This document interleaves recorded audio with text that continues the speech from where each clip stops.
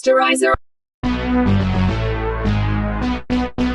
Sanibona, igama le-short series yethu yango-2021 yi-The Last Man la esiyiqala khona ngowesifazane oyi-agent yasephalamende lase-Amerika u-Agent 355 owayakha ibhomu endaweni yase-Oklahoma ayezolinikeza enye indoda yayizolidayisela amanye amadoda amavukela mbuso. Waphuma u-355 wacasha kwenye indlu ngoba lo madoda ayezoxwaya ukubona umuntu wesifazane umuntu omnyama akhe ibhomu. U-355 waphuma ngewindi lendlu elingemuva wagijima esebenzisa ifoni yakhe ukucupha lelo bhomu ukuthi liqume. Waliqhumisa labulala wonke umuntu owayelapha endlini. Esaqhuba nokugijima u-355 wahlangana nenqwaba yenyamazane ezayifile eceleni komgwaqo ephuma igazi ngamehlo nangamadlebe. Wagijima waze wafika kule moto eyayimlindile eyayihambe enye i-agent naye eyayizomlanda imtshele ukuthi kunomsebenzi omusha kumele ayowenzela upresident wase-USA. Kwelinye isayidi sibona indodakazi kapresident igama layo Kimberly yayipromotha ibhuku layo. Ngesikhathi seqoqa umndeni wakhe for lowo mcimbi wencwadi yakhe, indodana yakhe encane yamtshela ngegundane elifile phambi kwayo elalifile liphuma igazi ngamehlo nangamadlebe. Ngakwelinye isayidi omunye wesilisa igama lakhe uYorick wayitshela intombi yakhe uBeth ukuthi ucela bashade. Kodwa intombi yakhe uBeth yayitshela uYorick ukuthi njengoba yona iseyinhlelweni zokuya endaweni yase-Australia ikwazi ukuqhubeka nezifundo zayo e-college ever since naye uYorick engenawo umsebenzi oqondile. Yathi icela ukuthi ey'ndabeni zomshado bame kancane. Besaphikisana inkawu kaYorick igama lawo Ampersand yaba ngumsindo kakhulu yashaya icrate layo ifuna ukuphuma. uBeth waphuma kanjalo uBeth wahamba wamshiya uYorick. Ngase-Washington omunye wesifazane oyimemba yephalamende igama lakhe uChristine babevumelana ne-boyfriend yakhe for ukuhlangana ngosuku lokukhiphana out. Ingxoxo yabo yaphazanyiswa igundane eladlula phakathi kwabo. Kwaphinde kwadlula ihashi lamaphoyisa elacishe labawisa phansi lagijima laze lawuphazamise iy'moto kwe-traffic. Emva kwalokho kwaqhamuka inqwaba yamagundwane eyadala ukuthi lezi y'thandane zizey'gibele phezu kwemoto. La magundwane adlula kodwa kwakuthi la asuke edlule khona ayishiya inqwaba yabantu beshonile. Kwi-ambulance sithola udadewabo kaYorick igama lakhe uHero owayehambisana noMike omunye abasebenzisana naye kwi-ambulance. uMike watshela uHero ukuthi umtshelile unkosikazi wakhe about ukujola kwabo benoHero. uMike etshela uHero ukuthi sezingathandana ngokukhululeka manje nokwenza bagcina sebeganga embhedeni we-ambulance ongemuva. Kwathi uMike esephumela ngaphandle ethi uyochama wabona inja yayiphalaza igazi. uMike wathi mayebuyela kwi-ambulance wafica uHero esecasukile ephethe ifoni kaMike. uHero ethethisa uMike ethi ubumtshelaphi unkosikazi wakhe ukuthi siyathandana ngoba nakho kade nibhalelana ama-message amnandi kanje nobabili. uHero ngendlela ayecasuke ngayo wayijikijela uMike ngazo zonke izinto ezaziphambi kwakhe. Lokho kwadala ukuthi uMike agcine sembambile uHero kanti uHero uzocasulwa ukubanjwa agcine semshanga izinto ey'sindayo nokwagcine esenza iphutha wambulala. Wahlala kwaze kwase uHero esaba ukuphuma. Ngakusasa iphoyisa labona le nje biphalaza igazi ifele eduze kwe-ambulance lamemeza linqonqoza kwe-ambulance libuza ukuthi ukhona nokhona kanti izovele lishayeke phansi nalo. uHero wakuzwa lokho kuya kwephoyisa wathi uvula i-ambulance uyalunguza walifica liwile selishonile lelo phoyisa phansi. Ekhaya usekela mongameli wesifazane kwakuwuNora wavuka walungiselela iy'ngane zakhe i-breakfast kodwa wayethi usokuqhamuka kwingane yakhe entombazane uMackenzie kuphela. uMackenzie wathi kuma wakhe ubhuti wakhe nobaba wakhe abafuna ukuvuka. uNora waphuthuma lapho kuyovusa indodana yakhe nomkhonyane wakhe kodwa wayethi usokubona ukuthi ubaba nendodana bobabili bashonile. Enhloko yedolobha eWashington wagcina efikile u-Agent 55 e-White House waya kwi-briefing room epretenda as if uyi-secret service agent ezosebenzela khona la ephalamende. umongameli wezwe wachazela isekela lakhe lesifazane uNora ukuthi bathola ucingo oluvela endaweni yase-Israel esakhuluma upresident nayo phuma igazi ngamakhala namadlebe wawo kodwa kwavele kwawa kwashayeka phansi wonke amadoda ayelapha. Abantu besifazane bethuka umhlaba wonke bethuswa ukufa kwawo wonke umuntu wesilisa, abamnyama nabelungu nazo zonke iy'nhlanga ey'khona emhlabeni. Kwakuphinde kufe zonke iy'lwane zesilisa ezazikhona emhlabeni. Kwenzeka nenqwaba yokuphahlazeka kwamabhanoyi ney'moto ezayidala iy'ngozi after o-driver sebefele iteringini. Abantu besifazane babethukile babezama ukulekelela ngosizo lokuqala kodwa kwakungasizi ngalutho. Osopolitiki besifazane babenikezwa ama-mask ukuze baphume bephephile kodwa u-Agent 355 yena wahamba waye-bathroom wawo-activate enye i-tracking device ayifake yona ephaketheni lakhe. Uyedwa umuntu wesilisa owasala ephila kwakuYorick waphaphamiswa inkawu yakhe yayimjikijela ngokudla. Wavuka uYorick wanothisa ukuthi intombi yakhe uBeth ihambe yangaphinde yabuya. Wathola nokuthi inetwork ayikho efonini yakhe. uYorick wethuswa ukubona ngaphandle ewindini i-chaos idolobha lonke. Zahamba iy'nsuku kwaze kwaphela iviki sibona u-Agent 355 evule eposini komunye umnyango oyimfihlo. Wafika lapho wasusa ezinye iy'dumbu ayifica lapho zabantu besilisa waconnect i-tracking device yakhe. Wazama ukukhuluma kwi-radio or-over akekho umuntu owamphendula. Wahlala phansi wavula elinye ibhokisi elipersonal engathi lo muntu linezinto phakathi kukhona ne-necklace nenye envelope eyayibhala ukuthi not yet. Ngaphakathi kwakunophi umkhiqizo wephepha obhala i-address. Ey'ndlini zombuso zomangameli wezwe White House kwase kunenqwaba yabantu ngaphandle. Iningi labantu besifazane babebhikisha bekhala ngokuthi awekho amanzi nogesi. U-Agent 355 wahamba wakhuluma noJennifer, omunye obeyilunga lephalamende kodwa useqokwe njengopresident. Wazichaza u-Agent 355 kuJennifer ukuthi uyimember ye-task force ebikade iqokiwe yathunyelwa ngokuzovikela upresident emva kokuthola ukusatshiswa kwapresident. Abantu ababebhikisha badlova ngenkani sebefuna ukungena ngenkani e-White House. uJennifer wabamemezela isipishi esiphuthumayo ukuzama ukubehlisa umoya. Emva kwa 3 weeks uYoriko wayecashile wagcina ephumele ngaphandle kodwa eyifihle ngemaski njengomuntu oyedwa ophilayo emhlabeni. Wabhalela intombi yakhe uBeth imessage odongeni ngespray emtshela ukuthi uyaphila. Kodwa ihelicopter ekade istakhe phezulu erufini yagcina isiyowela phansi cishiwe eduze kwenkawu. uYoriko wagijima ukuyosusa inkawu yakhe lapho. Ngosuku luka-63 abezepolitiki basebeplana ngohlelo lokufudukiswa kwabantu eNew York City. U-Agent 355 watshela uJennifer ukuthi kungenzeka ukuthi indodakazi yakhe uHero usaphila. uJennifer wacela yena u-Agent 355 ukuthi akamfunela yena. uHero siyamthola ukuthi waye kwi-refugee camp eyayicashisa abantu. Waba surprise nokuthola ukuthi inkosikazi kaMike okuyi-boyfriend yakhe ayibulele nengane basaphila. uHero wabuyela kwe-ambulance wasesha amaphakethe ebhuluku likaMike oshonile. Wafica i-baby pacifier lokho okuncelwa ingane. Wakushiya phezu kwesidumbu sikaMike wathatha i-ID kaMike wahamba naye. uHero wabuyela kwi-refugee center wanikeza unkosikazi kaMike i-ID kaMike. Unkosikazi kaMike wabuka uHero ngokuthuka esesola ukuthi kungenzeka ukuthi uyena nomuntu wesifazane obejola nomkhwenyana wakhe. uHero waqhubeka esewubheka abangani bakhe wafica uSam owesilisa oyi-transgender wayeshintshile ngoba wayekade ezalwe umuntu wesifazane. Ethi useqede isikhathi eside abantu bembuza ukuthi yena uphila kanjani wonke amadoda esefile. uSam ecela uHero ukuthi ucela amcelela uma wakhe amzame ngomjovo noma amaphilisi e-testosterone ngoba yakhe siyamphelela. Ethi ngiyaxolisa ukucela ifavor sasinesikhathi eside kanje sagcina ukukhuluma. Ngakwelinye isayidi umfowabo kaHero uYorik wayambe ngene ezindle eshiya ama-message awabhalela intombi yakhe uBeth. uYorik wahamba waze wafika ekamereni likaHero kodwa akangamfici usisi wakhe. Wathi esazama ukucambalala kusofa wezwe ngathi khona isigebengu esingenayo. Wawuma ngasemnyango ethi ufuna umshange esiginci wangena u-Agent 355 owayekwazi ukulwa wa-overpower uYorik wamcindezela. u-Agent 355 wathatha uYorik ngehelicopter wamhlanganisa noma wakhe osewupresident uJennifer. u-Agent 355 watshela lamanye ama-pilot ukuthi baligcine luyimfihlo udaba lokuphila kaYorik futhi bangamvumeli aphumele ngaphandle bamvalela. Phakathi nobusuku uYorik waphaphama wabona ukuthi inkawu yakhe iphumile ayisekho ekhejini layo. Wavuka wahamba eyoyibheka. uMala obe unkosikazi kapresident oshonile naye wavuka ethuswa ukubona kudlula isithunzi somuntu. Wahamba ethi uyobheka wethuka uma ebona ukuthi umuntu wesilisa. uYorik wagijima wayocasha ngesikhathi kufika uJennifer osewupresident no-Agent 355 betshela uMala ukuthi kungenzeka ukuthi ubephupha sebafa bonke abantu besilisa. Ngakusasa ekuseni usekela mengameli uChristine wangena wethuswa ukufica u-Agent 355 nomuntu wesilisa uYorik. Noma wagcina evumelene nabo uChristine kulelo daba uzoligcina luyimfihlo kodwa u-Agent 355 watshela uma kaYorik uJennifer ukuthi kancane kancane baya ngokwanda abantu abazi ngokuphila kaYorik kuzomela asuswa ukucashiswa kwenye indawo. Bagcina sebediscussa ngokuthi kumele bathole udokotela abamthembayo ozo-examine ama-embryos omuntu wesilisa negazi likaYorik. Endaweni yase-Israel sibona inqwaba yodokotela ababezama ukulapha abantu abaningi ababephahlake namabhanu yabedrayiva wabantu besilisa. Waphaphama noRegina owethuswa ukuzwa ukuthi uJennifer usewupresident. Wakhalaza ngokuthi uyena wayesebeke umongameli ukuthi uzolandela esikhundleni sokuba umongameli. Kodwa siyathola ukuthi kwaze kwathatha uJennifer ngoba kwakwaziwa ukuthi uRegina washona engozini yebhanoyi. Lezo indaba zahamba zazofika eWhite House nokuyilapho abantu abamqinisekisa khona uJennifer ukuthi bazomsupport ngenxa yokuthi ngeke bavuma ukuphathwa uRegina ngoba uRegina ngeke akwazi ukuphathizwa. noKimberly naye wayesehlanganise lakhe iqembu labantu besifazane ngenxa yokuthi kwasekuliwe izimpi zezepolitiki. uJesus wacela u-Agent 355 ukuthi ucela ahambise uYorik kudokotela oyi-geneticist ngoba wonke umuntu wayesephuma ngokuproduce i-ID. u-Agent 355 wafaka uYorik esikhwameni seyidumbu wamhambisa nezinye iy'dumbu ezayisiwe emakhazini. Base bethi mayelana nezokuphepha bazohamba ngamahelicopter amabili. Eyokuqala yayihamba namapilot amabili ney'dumbu ey'ntathu. Eyesibili yayihamba no-Agent 355 noYorik idravoye no-Agent 355 wayekwazi. Sebephakathi nohambo bethuswa ukubona le phambi kwabo ivele iqhuma ibhanoyi. Ngokungabazi ukuthi baqiniswe yini u-Agent 355 wayehlisa abalenda lapho. Waphaphama u-Agent 355 kanti unenkinga yokuslipwalk esecishe uphoseke entabeni. Bavuke ekuseni ade bekhempe ehlathini wayiqaqa ihelicopter u-Agent 355 baya kwenye indawo eyimakethe bafika kwi-pawn shop yakhona wabadayisela i-generator yomsila wehelicopter ngokuthi bamnikeze ibhomu le-hand grenade nesithuthuthu. uYorik wacabanga ukuthi ubona intombi yakhe uBeth wagijima esethi uyayijaha. uYorik wayengaboni yena uBeth kodwa wagijima wayithola isejahwa amaphoyisa ayitshela ukuthi uyisela nokwathi uma bemkhipha imaski bathuka bonke ukuthi indoda. uYorik waqamba amanga ukuthi uyi-transgender wayishintsha wazenza umuntu wesilisa. Amaphoyisa wamkholanga uYorik esethi ambopha kwafika u-Agent 355 wakhahlela wonke. Wathatha uYorik babaleka ngekhathi hambe emthethisa ngendlela. Amaphoyisa wafuna ngokubayeka ngoba agcine sebadubula kanti ngephutha kuzodubuleka omunye odayisa la emakethe. u-Agent 355 noYorik bagibela isithuthuthu amathuthuthu ade bese-exchange engayekile ukumthethisa. EWashington udadewabo kaYorick uHero wayehamba noSam eyomcelela i-testosterone kuma wakhe noma wayengakujabuleli uHero ukuphinda ubona uma wakhe ngoba uHero wayengazwani noma wakhe uJennifer. Bangena komunye umuzi baspenda ubusuku lapha bajabula ukuthi bafica nemoto eseyalala intulo egaraji. Kwathi uSam eselele sezumekile wavuka uHero waya kule moto esegaraji. Ekuseni baphatheka kabi uHero noSam ukuthola ukuthi le moto ifile. Baphinde baqhubeka nokuhamba ngeenyawo badlula kwenye ikhemesi bayifica i-empty kodwa beze ngathi kunomsindo wento enyakazayo ngaphakathi. Mabethi bayabheka bafica ingane uMackenzie icashile. Nokwathi mabeyikhipha phansi kwama-shelf bathola ukuthi umlenze wayo ulimele. uHero wayitshela ukuthi uzoyisiza njengomuntu esembonile ekuqaleni ehamba nge-ambulance. Kwaqhamuka uNora ukusethi uyabahlasela ngembazi kodwa uHero watshela uNora ukuthi uyayisiza ingane uyi-paramedic. uHero wathembisa uNora noMackenzie ukuthi uzohamba nabo abasendlini kodwa uSam wazizwa ecasulwa yilo musa kaHero ngokuthi ubambezela uhambo lwabo. Sebesendlini uHero watshela uNora ukuthi lesilonda sikaMackenzie sizodinga ama-antibiotics. Wathi futhi indawo ekahle yokuwathola kuma-refugee camp njengoba amakhemisi ese-empty. uNora into yamphatha kabi ukuthi i-refugee camp eseduze i-Washington DC kanti indawo ayishiyile. uSam wathi kuHero ngoba indlela iseyinde kuzomele bathole imoto kodwa uHero watshela uSam ukuthi yena ucabanga ukuthi bahlale la baqala impilo kabusha. uNora waphumela ngaphandle ekhaya lethi uyoshawa umoya kodwa wethuswa ukubona kuza abantu abathathu abagibela amahashi. Behle emahashini labantu besifazane abathathu abahlomile bangena ngenkani babakhomba ngey'bhamu befuna ukubadubula. uNora waxolisa waze wabatshela ukuthi uHero uwudokotela. Bezwa lokho labantu besifazane bamthatha bamusa kwenye warehouse uHero for ukuyolapho omunye wabo wesifazane odutshuliwe. uHero wazama konke okusemandleni wakhe kodwa lo muntu wesifazane wayesewiki. Kodwa umholi walabo besifazane igama lakhe uRoxanne wakhipha isibhamu umdubulo emqedela. Babonga labo besifazane babatshela ukuthi bangakhululeka bahlale nabo. Kanti kule warehouse ababecashe kuyona labo besifazane isitolo esikhulu esiyi-supermarket esine-pharmacy so bebenakho ukudla namaphilisi nemithi. uYorick no-agent 355 ababesahamba ngesithuthuthi baze bawufika endaweni yaseBoston bathola ukuthi leyo ndawo kwase kuyindawo eyayiphenduka ezimpi. Usprayo nemibhalo odongeni kufakwe namaphosta ayethi uJennifer unamanga benale virus into eyenziwa ngamasibomvu ukuqeda abantu besilisa. Bacasha mabebona kudlula enye imoto yamasosha ngoba babezothathwa bayovalelwa ngenxa ye-lockdown. Bahamba baze bawufika ngakwi-security checkpoint. u-agent 355 for ukuya kuleyo security checkpoint watshela uYorick ukuthi akahlale la acashe njengoba umuntu wesilisa. Waqonda kulawo masosha esephakamisa izandla u-agent 355 watshela lawo masosha wonke kwakuwa wesifazane ukuthi ucela indlela yokudlula ebatshela ukuthi uyimemba yombutho wezempi wasemoyeni. Wabuza kula masosha ngodokotela oyi-geneticist bamtshela ukuthi seyadestroy i-laboratory futhi abazi ukuthi kwenzakalani kumnikazi. Bobabili bahamba baya emzini walo dokotela oyi-geneticist kodwa bamficanga kodwa bethuswa nawokufica imibhede yey'ngane kanti kwifayili kwakungabhali ukuthi kwakukhona ngisho iy'ngane. Babona odongeni kunamathiselwe ney'thombe ze-Union Club yaseBoston bahamba bayakhona. Bangena endaweni bey'tshela ukuthi ku-empty kodwa bethuswa u-Allison waqhamukela emva kaYorick. Siyathola ukuthi u-Allison ilo dokotela we-geneticist akade bemfuna owakujabulela nokuthola ukuthi inkawu kaYorick eyesilisa kuzoba lula ukwenza ama-experiment ngayo. u-Alice ngokuzwa ukuthi uYorick naye uyindodana kaJennifer wathetha wathi kushuthi abantu baqinisile ukuthi uJennifer unamanga ethi kushuthi wayenza ngamasibomu uJennifer le virus ukuthi kufe wonke umuntu wesilisa indaba kuphila indodana yakhe nenkawu yayo yesilisa. Ake siyibeke lawo kwamanje bafethu soyiqedela ku-part 2.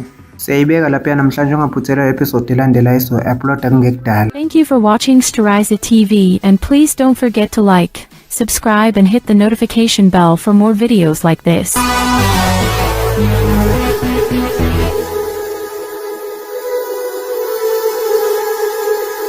Steriza TV.